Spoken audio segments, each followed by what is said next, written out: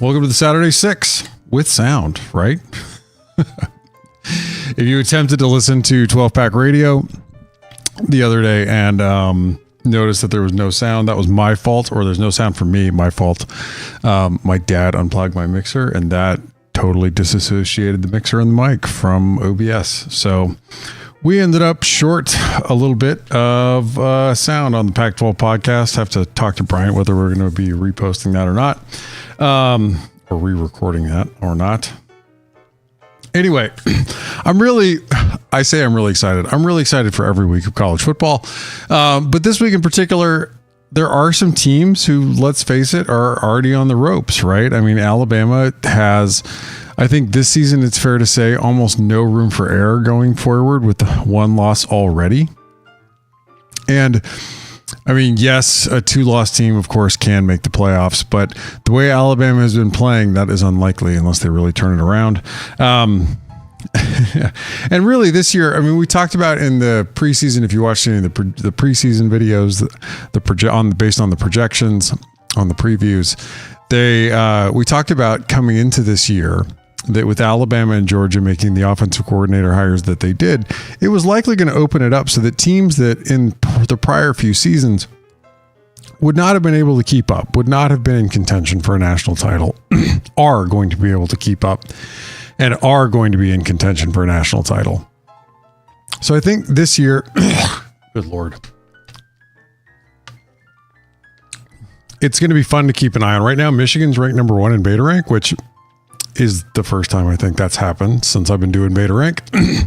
But in particular, it's interesting to see a team that doesn't have a huge offense, isn't going to have a huge offense at number 1 overall. And look, I mean, Georgia in 21 didn't have a huge offense. They had one of the best defenses we've ever measured.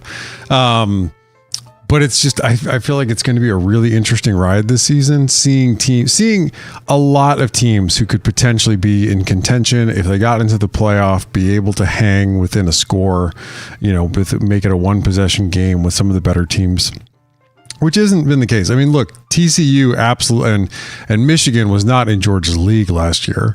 But TCU absolutely needed some turnovers to be able to hang. I think we're looking at maybe this year is like maybe not even needing turnovers to be able to hang within 1 possession. That's pretty fun. So there's some really good games this week. I'm excited to run through it all with y'all. If you haven't tuned in before, we're going to preview 6 games from an advanced stats perspective. I try to set a timer, about 5 minutes per game. All the stats come from Beta Rank, an advanced stat system built on the same level or same data that's provided to the College Football Playoff Committee. It controls for opponent, field position, and tempo at the very least. And like I said, this is from an advanced stats perspective. We're not going to talk about points per game or other non-metrics here. We are going to talk about things that actually matter and that we can isolate. It is still somewhat early in the season, so some of these metrics are going to change quite a bit as the year goes on. Most of them will stay relatively in the range that they are in right now. But we're still learning about some of these teams, including teams like Oklahoma, who really haven't played anyone substantial yet. This game against Texas is going to be their first really big game. And we're going to learn a lot from getting to see Oklahoma against very good competition for the first time. I mean, and it's really true. I mean, like, we're not going to see Michigan against really good competition until November against Penn State. They don't have anyone on their schedule that has a good offense or defense currently up until they get Penn State. So I'm excited. Let's go ahead and hop into this and start going through the games.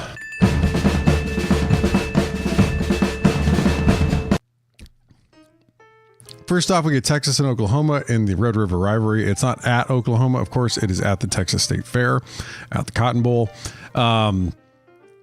Steve Sarkisian is your head coach for Texas. Brent Venables is your head coach for Oklahoma. Look, this Texas offense is still leaving money on the table. Sark's your play caller here as well.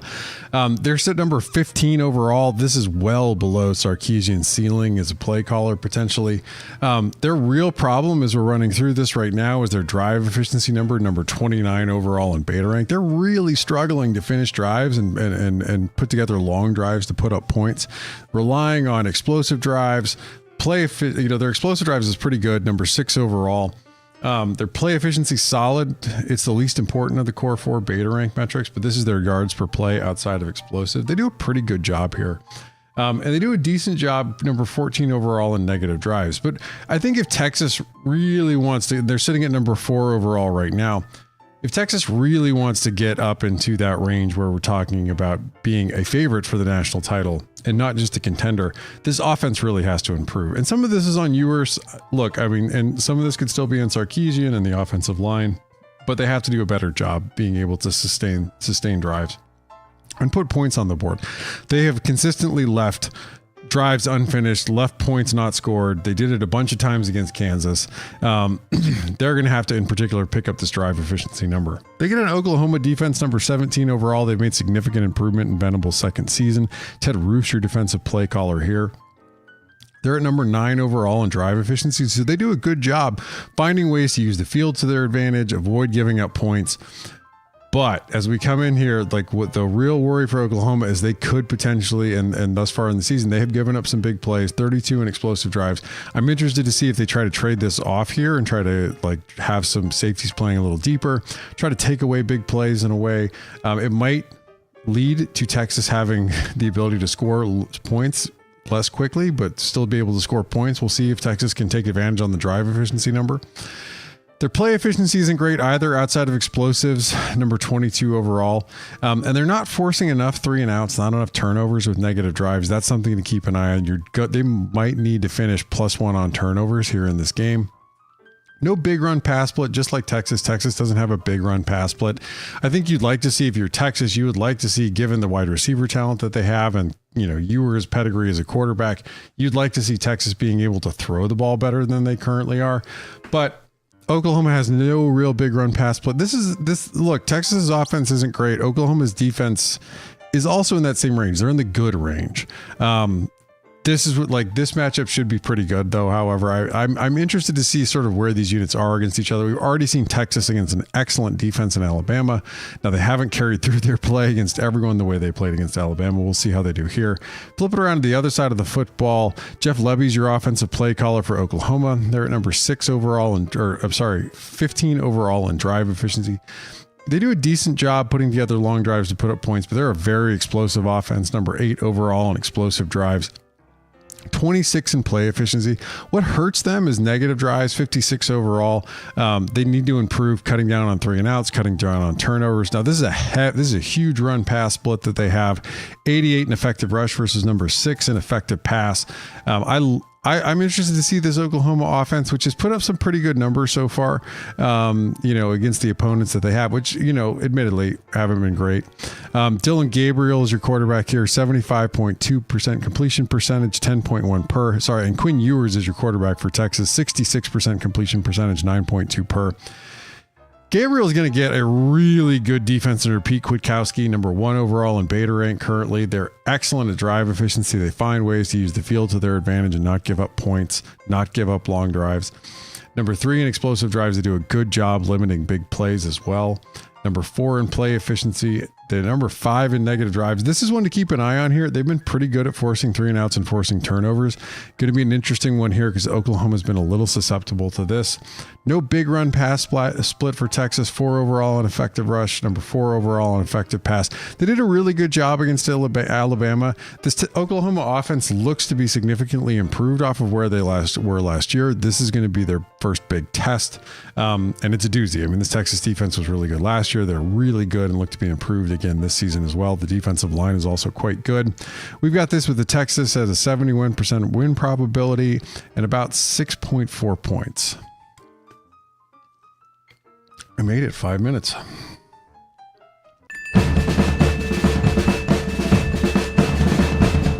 This is another interesting matchup. We've got Nick Saban and Alabama, Jimbo Fisher and Texas A&M. This is going to be at A&M. Alabama's offense has taken a significant step back with Tommy Rees as your play caller. They're at number 37 overall in beta rank right now. Look, they weren't great under Bill O'Brien, but they weren't anywhere near this bad. Number 44 overall in drive efficiency. They are really struggling to put together long drives to put up points. This points to poor play calling and poor consistency. Number 26 overall in explosive drives. They're definitely better at creating big plays and relying on still a very, very talented roster overall. Number 37 in play efficiency. They do a decent job outside of explosive, putting up yards per play, but 96 overall in negative drives. Too many 3-and-outs, too many turnovers, too many dumb things happening here. They are really struggling to throw the football. They're at number 10 overall in effective rush, doing quite a good job running the football, but struggling in effective pass, number 90 overall. Jalen Milroe is your quarterback here, 69.2% completion percentage, 10.7 per. Those sound like great passing numbers, but they've mostly been keying off of what's going well in the run game. Texas A&M's defense is number 8 overall in beta rank. They've struggled. DJ Durkin is your defensive coordinator. This would probably be his best defense he's ever had. He's not generally considered a great defensive play caller. Number 44 overall in drive efficiency. They're struggling a little bit to get teams off the field and avoid giving up points. They need to find a way to use the field to their advantage more. Number 9 in explosive drives. They do a really good job avoiding giving up big plays. That's what part of makes this matchup so interesting, I think, is both of these offenses are struggling to put long drives together. Or both of this offense and this defense are struggling with either putting long drives together or avoiding giving up long drives. They are, however, I am interested, Texas A&M should be able to limit Alabama's big plays. They do a very good job at limiting explosive drives. They do a very good job forcing 3-and-outs, forcing turnovers. They're at number 5 in effective rush, which is where you want to be when you get to see Alabama versus number 18 in effective pass. If Alabama's going to get on track offensively, this is a really good game for them to do it, simply because they're going to get somebody that's this is a tough matchup for this Alabama offense. If they can put it together here, I think it shows something that might show up on, we might see improvement over the back half of the season.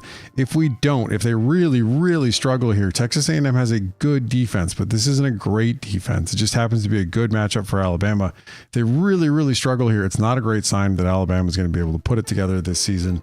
They're going to need to open things up potentially with the passing game, something that they have completely struggled with up to this point. Flip it around to the other side of the football.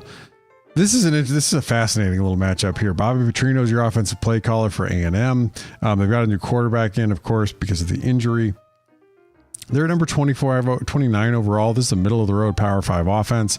Number 19 overall in drive efficiency. They do a decent job putting together drives to put up points, but they're struggling a little bit at putting up big plays. 35 overall here. They struggle a lot at play efficiency outside of explosive. Their yards per play isn't great.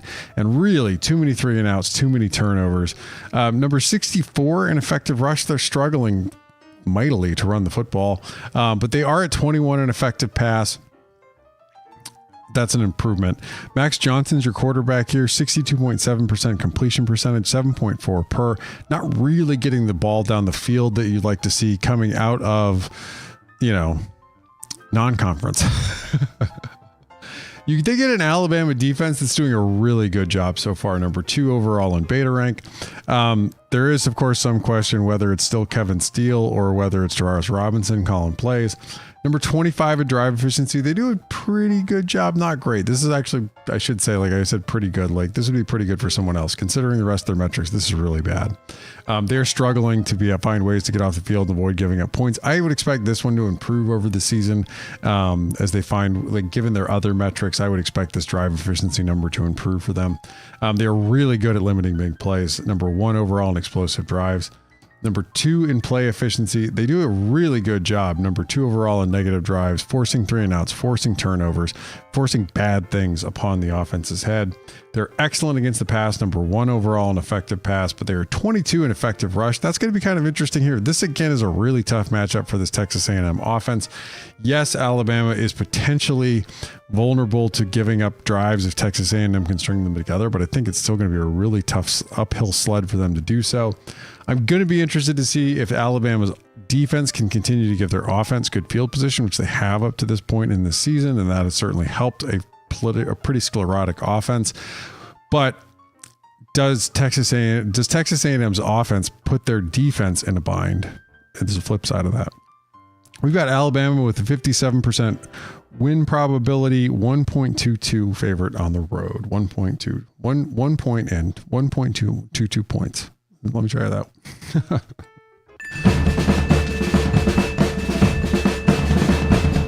This is a fantastic matchup. I'm really excited for this. Jake Dickert's your head coach for Washington State. Chip Kelly's your head coach for UCLA. Ben Arbuckle is your new play caller for Washington State. He's done a terrific job turning this offense around and unlocking Cam Ward. Danton Lynn is your defensive coordinator for UCLA. He's been a breath of fresh air for a defense that has struggled of late under Chip Kelly and even back to the last couple seasons under Jim Mora. But he's, like I said, he's been a breath of fresh air. This offense for Washington State has been terrific. They have been fairly tested. I mean, they've faced a Wisconsin defense that isn't bad. They've faced an Oregon State defense that isn't bad. They're number 4 overall in drive efficiency. They do a really good job putting together drives, keeping things consistent, and moving the football. They're 15 overall in explosive drives. They're fairly explosive. They're not overwhelming you with explosive plays. 25 in play efficiency. They do a decent job, creating the yards per play outside of explosives. 28 negative drives. They do a good job avoiding 3 and outs and avoiding turnovers, but this is certainly something that they need to improve on. They are 109 in effective rush, number 3 in effective pass. They are in back to a more full version of the air raid, running with Cam Ward. Cam Ward's at 74.5% completion percentage, 9.9 per. Those are great numbers, particularly considering where he was last year. This is just amazing improvement for him. Now, this UCLA defense has made massive improvement, but they haven't faced anyone yet who can really sling the ball. That's going to probably tell us something about where they are overall. They've mostly up to this point faced rushing attacks or just inferior levels of competition. Now, they haven't done a great job finding ways to get off the field, not give up longer drives or give up points. It's 47 overall in drive efficiency, but they do a really good job containing big plays. Number 7 overall in play efficiency outside of explosives. They do a really good job limiting your yards per play. And they are doing a pretty good job forcing 3 and outs, forcing turnovers. I do like their front 7 quite a bit. Now, their effective rush is number 18 overall. Their effective pass is number 15. This is really going to be a test. I don't think I would say I didn't have a ton of faith in UCLA's secondary coming into this season. This game is going to tell us probably everything we know about where the secondary is. I do think that Washington State has an advantage here. I still stand by. I don't think UCLA's secondary has really been tested up to this point. This is going to be that test for them. On the other side of the football, UCLA's offense is kind of chugging along, I guess you could say. 22 overall in beta rank. This is a little bit of a fallback for Chip Kelly, who's had some better offenses at UCLA. Number 40 overall in drive efficiency. They've struggled a little bit to be able to put points on the board and sustain drives. I think some of the struggle really also comes from the fact that you do have a freshman quarterback in there, and we'll get to that a little bit down below. Numbers 17 overall in explosive drives. They still are largely able to put up big plays. I think that's something to keep an eye on this game. Washington State has struggled to contain big plays so far this season. Are they able to put up big points? Are they able to put up big plays in this game? They're probably going to need to. Number 6 overall in play efficiency. Outside of explosives, they do a really good job. Given Chip Kelly's prolific rushing attack, I think that you should expect them to have a pretty good yards per play even outside of explosives, but not doing a great job avoiding 3 and outs, avoiding turnovers. Number 9 in effective, or number 31 overall there. That's pretty middle of the Power 5. They're excellent running the football, number 9 overall, but number 51 in effective pass. Dante Moore is struggling. He is at a 54.7% completion percentage, 9.9 per. He's got to get these numbers into a better place, particularly the completion percentage in modern college football. I think one of the things about Dante Moore to keep in mind here is given how effective the rushing attack is, you just should expect him to be a little bit better. You're not asking him to go out and win the game, but he's failing a little bit even after that. That said, his last outing was against Utah. This should be a little bit of a less bumpy road. Washington State's defense, I do want to point out, this is a pretty good defense for Pullman. However, it is a bit of a middle of the Power 5 defense. 38 overall in beta rank. They do a good job finding ways to get off the field and not give up points. Number 14 overall. But like I said, they are susceptible to explosive drives. Number 82 here. That's something to keep an eye on. They do a decent job, number 33 overall in negative drives, forcing 3 and outs, forcing turnovers. Jeff Schmedding is your defensive play caller here. Chip Kelly, of course, is your play caller on the offensive side. They're at 60 in effective rush and 26 in effective pass. That's not great considering who you're going against. I mean, Utah's got an excellent run defense, so Utah was able to really try to force Dante Moore to beat them and then put pressure on him as well. Washington State's going to have to find ways to like contain the run and put pressure on Dante Moore. They did a pretty good job at this against Oregon State, and I don't think UCLA has as good of an offensive line. Right now we have this as a toss-up, and I think that's pretty fair. This should be a really fun game if you have Pac-12 Network. Congrats, you'll get to see it.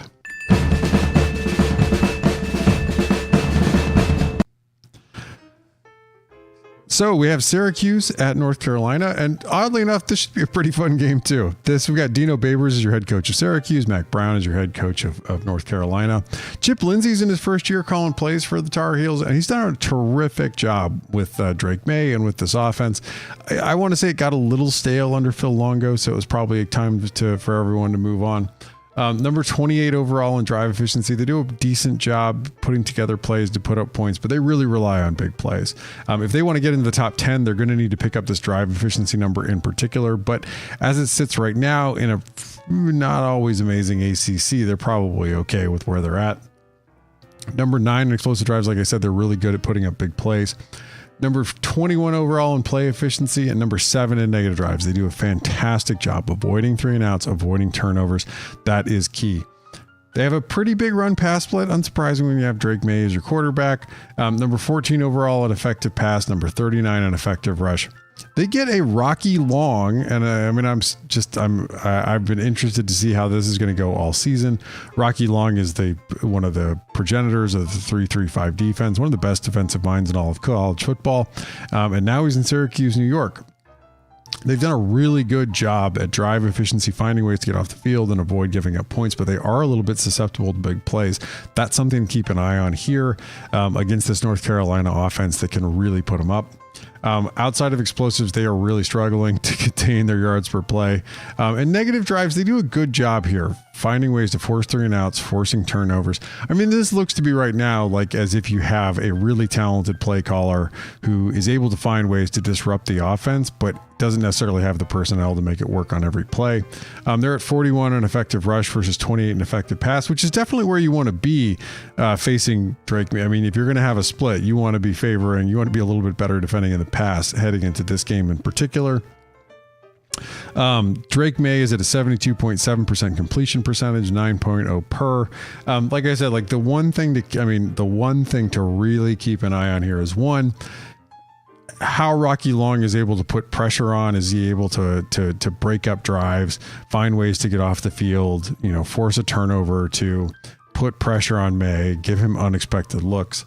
And if he does, can he also avoid giving up a big play, right? Like, can you pressure May and make him uncomfortable without necessarily getting burned? The other side of this should be pretty interesting as well. Jason Beck is your offensive play caller for Syracuse. Now, they are really struggling to put together drives to put up points, 69, which is, nice, but not good overall drive efficiency. They're going to need to find ways over the season to be able to be a little more consistent, both in play calling and execution. 32 overall in explosive drives. They do a decent job. I mean, this is about where you'd expect to find them, I think, given a 35 overall rank. You expect to find them somewhere in this range with their explosives.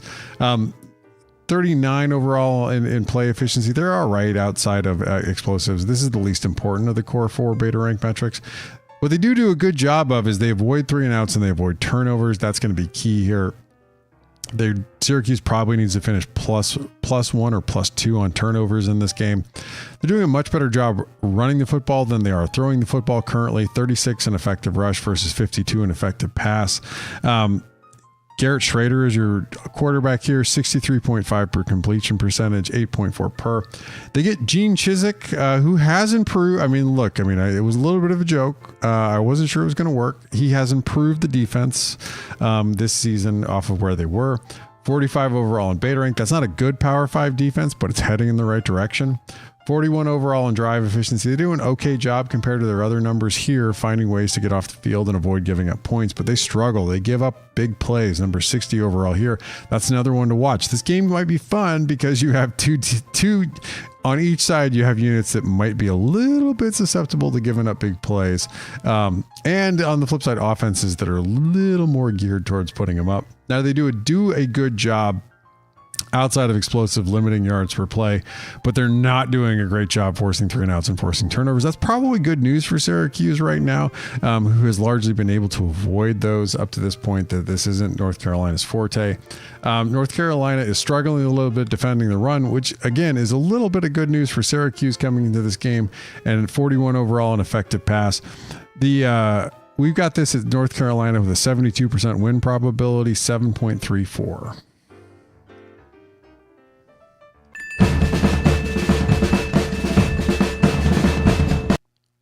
Look, some of these numbers are going to adjust, but right now LSU is not a very good football team. Truly, like one of the problems LSU has just been they've been giving up a lot of points thus far in the season. Now the offense has been good, and let's call that out. The offense has been really good so far. Mike Denbrock's your offensive play caller, of course. Brian Kelly is your head coach for LSU. Eli Drinkwitz is your head coach for Missouri. You're going to get an offense that's really clicking right now for LSU. They're at 30 overall in drive efficiency, though. They struggle to put together long drives to put up points. They're really relying on explosives up to this point. They're at number 4. So for this offense to continue to be as excellent as they have been over the season, you'd like to see them be able to improve their drive efficiency number overall. They do a good job, a really good job. And Daniels is a big part of this. It's sack avoidance. Some of this is mobility. Some of this is his experience and knowing the system. But 2 overall in negative drives. They do a great job here, avoiding 3 and outs, avoiding turnovers. They're number 7 in effective pass versus 31 in effective rush. This is really good. And look, to this point, like versus last season and the last couple seasons of Daniel's career, up to this point, he's getting the ball down the field more than he has in the past. That's a really good sign. He has struggled with downfield accuracy at points in his career, or up to this point, you might argue, in his career. If that's something he worked on in the offseason, it has certainly shown. And to this point, he is completing more passes down the field than he has in the past. He's currently sitting at a 73.1% completion percentage, 10.1 per. They get a defense under Blake Baker that's scuffling a little bit. Number 46 overall in beta rank. They are really, really struggling to find ways to get off the field and avoid giving up points. Now, the underlying other metrics are pretty good. 26 overall in explosive drives. This is what they're going to have to limit LSU's big playability here in this game. So it's good that this is a decent metric for them. This is still going to be a really tough matchup for this Mizzou defense, trying to slow them down. Now, the other one to call out here is they're 23 in negative drives, doing a good job forcing 3 and outs, forcing turnovers. They're going to need to probably turn LSU over in this game. 40 in effective rush versus 68 in effective pass.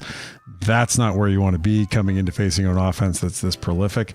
But you flip it around, and man, this LSU defense is flat out struggling. Everybody has put up a lot of points against them so far. Kirby Moore is your offensive play caller here for Mizzou. Matt House is your defensive play caller for LSU. Missouri is not great at this is an okay offense. It's kind of middle of the Power 5, a little wrong side of the middle of the Power 5. 65 overall in drive efficiency. They are struggling to put together drives to put up points, struggling with consistency. But they're at number 40 overall in explosive drives. This is a reasonably-ish explosive offense. 58 in drive efficiency up to this point. They're doing a really good job, though, avoiding 3 and outs, avoiding turnovers. They're at 25 in negative drives. And look, they have some really talented players. They just aren't putting it together and finishing with points. They're struggling to run the football, 89 in effective rush versus 25 in effective pass. Brady Cook is your quarterback here, 74.5 completion percentage, 10.4 per. He's not played poorly up to this point, but they really need to put it together and be more consistent. This LSU defense is just giving up a lot of points. You can't put it any other way. Is like relative to all of their underlying metrics, they are just giving up a lot of points. 126 in drive efficiency. Teams are able to sustain drives against them and find ways largely into the end zone. 39 in explosive drives. You can find ways to put up big plays against them. That's going to be something to keep an eye on here with Mizzou. Are they able to unlock this and put together big plays? Now, LSU's best number, it's the least important of the 4 metrics, but play efficiency, 25 in negative or 25 in play efficiency here. Their yards per play outside of explosives ain't bad comparatively. They are really struggling to force 3 and outs, force turnovers. Look, what we saw against Florida State early on wasn't a mirage. This defense just doesn't look to be in the same class that they were the last couple seasons. They are really, really struggling against the run. 99 in effective rush. That is absolutely killing them. I'm interested to see if Mizzou tries to run the ball and is able to do it here in this game. Take some of the pressure off of Cook. They're at 63 in effective pass. We've got this at LSU as a 64% win probability on the road, 4.22. This should be a really fun matchup. I mean, LSU could be in a lot of trouble if they drop another game. And look, to be frank, up to this point this season, they definitely look like a team that will.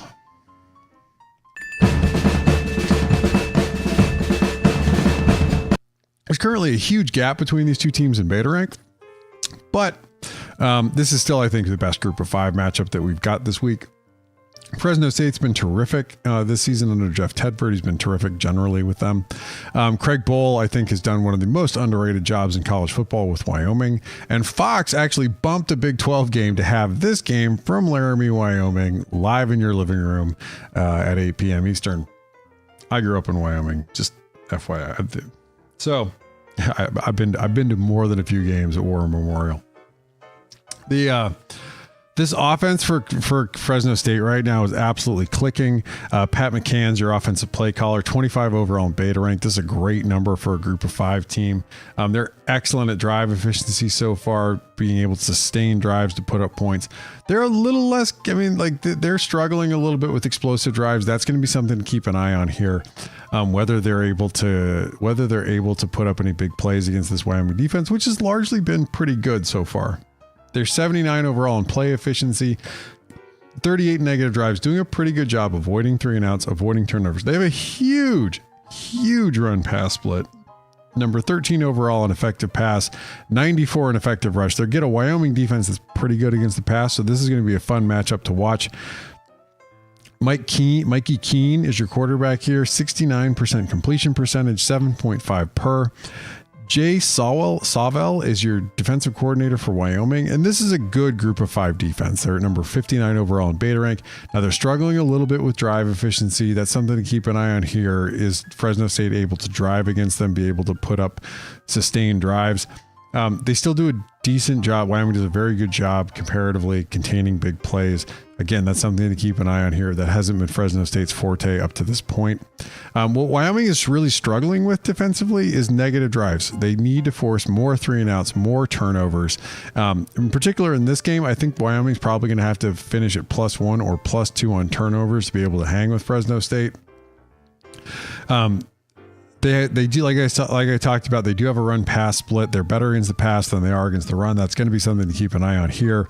There's a fairly big gap between these two units, but it's still early in the season and there's going to be some adjustment. My guess is they're a little bit closer than this as we get and we'll find out in this game. You flip it around, this Wyoming offense isn't bad considering how bad they've been under Craig Bohl. Sometimes that North Dakota State offense hasn't always translated to the FBS level. 101 is a kind of middle of the group of 5-ish number. 101 in drive efficiency. They're struggling to put together long drives to put up points. They are 118 in explosive drives. This is just not an explosive offense. That's a real problem for this offense currently. Tim Polasek is your offensive coordinator for Wyoming. They're at 22 overall in play efficiency. They're a pretty strong rushing attack. So outside of explosives, they're doing a good job. At their yards per play. I mean, they're like, for Wyoming, you're not going to put up a bunch of explosive drives. Like, they need to be more like an Air Force type offense. That's probably their sweet spot, where you're very good at play efficiency, you're very good at drive efficiency, and you struggle a little bit at explosive drives.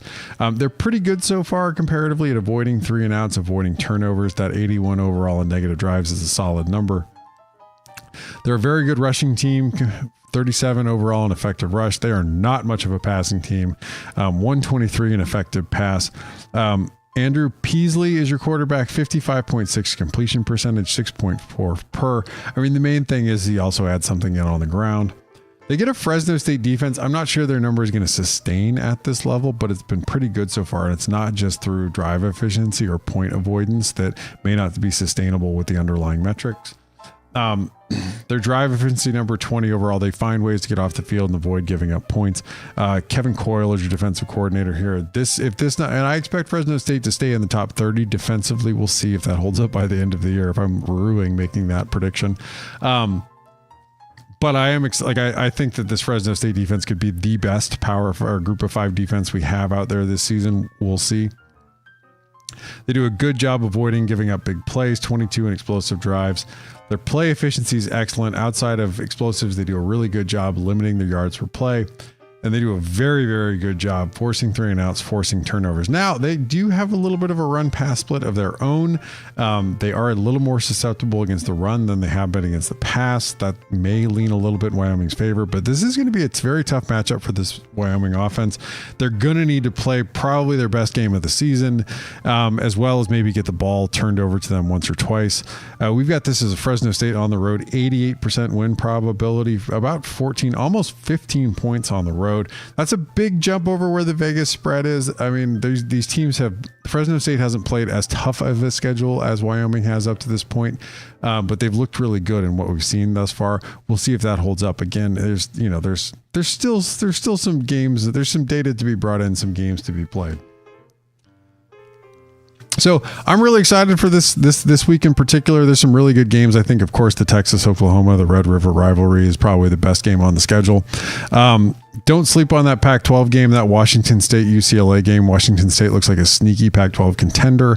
If they're able to really lay into UCLA on the road, that's going to be a good sign for them coming into the rest of this year. And we're going to find out how good UCLA's pass defense is. They haven't played anyone yet. I thought that Utah matchup might have been a bit advantageous for them because they would be able to rely on their own rushing defense to slow down Utah, who has not been able to throw the football.